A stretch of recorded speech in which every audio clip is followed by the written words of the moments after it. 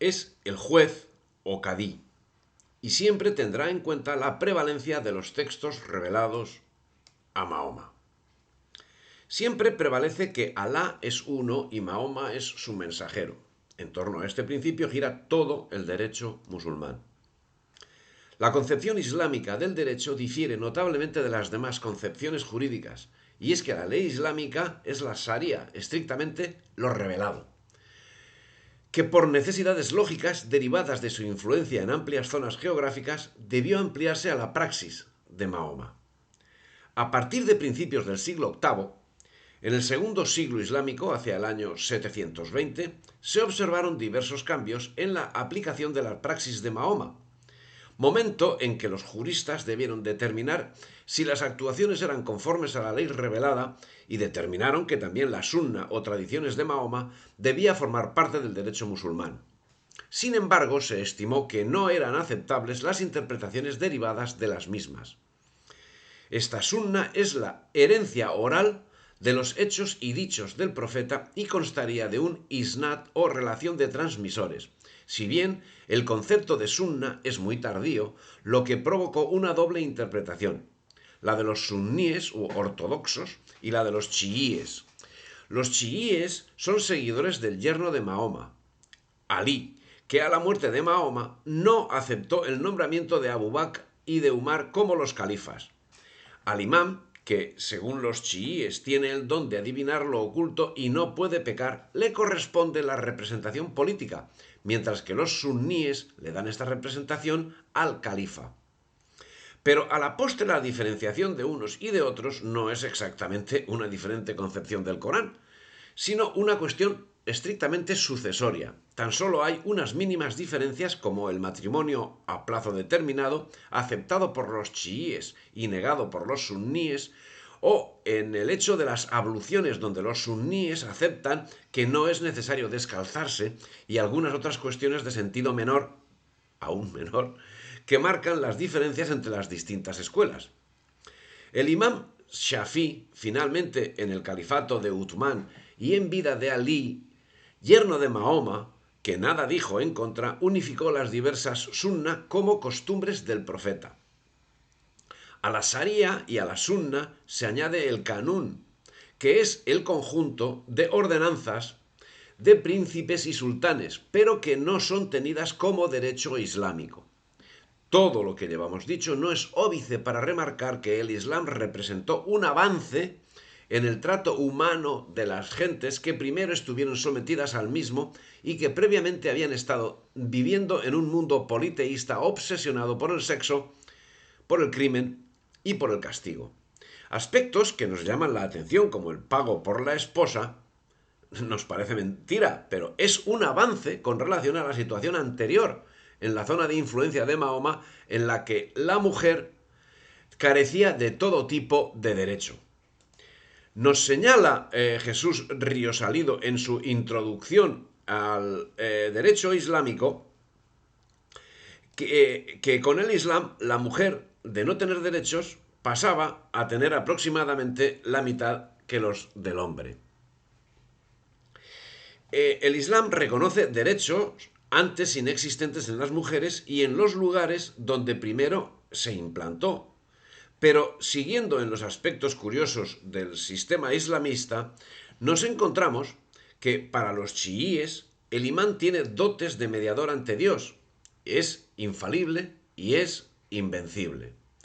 ¿Qué sucede cuando es vencido o sometido a algún enemigo?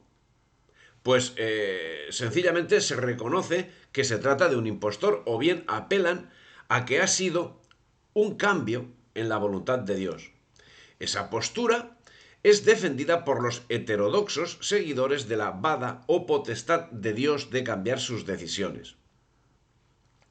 Los chiíes fueron conocidos como los protestantes del Islam y siempre han generado enfrentamientos en el seno del mundo árabe. No obstante, las diferencias existentes se limitan a cuestiones de los primeros siglos, diferencias que se centran en los derechos de Alí, el yerno de Mahoma al que nos hemos referido. Digamos que sus diferencias consisten en ver quién es más radical.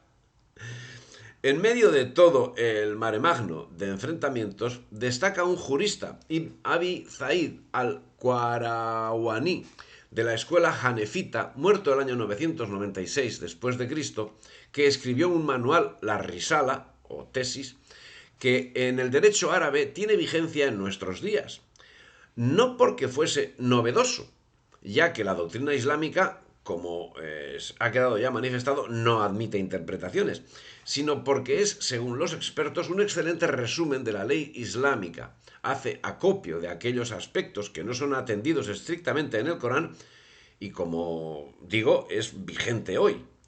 La jurisprudencia musulmana fue haciéndose poco a poco durante el segundo siglo de la Égira y en lo tocante a ley penal llega a aspectos curiosos como asentar que el precio de la sangre de un musulmán es el doble de la de uno no musulmán.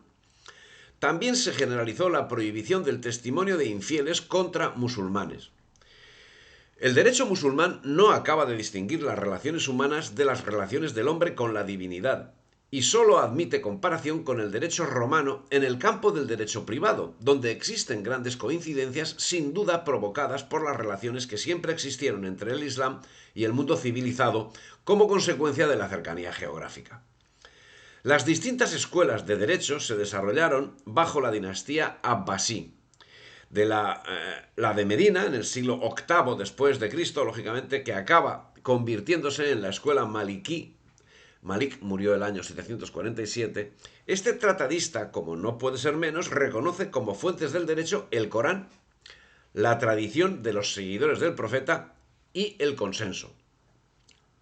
La de la Meca, que no acabó consolidándose con Ibn Abbas, muerto el año 100 de la Égira, el año 719, la escuela siria y la escuela safí, y se basa en el Corán, en las tradiciones del profeta y en el consenso. También se tiene en cuenta el esfuerzo o ijtihad, que no es más que la profundización en el estudio del propio Corán.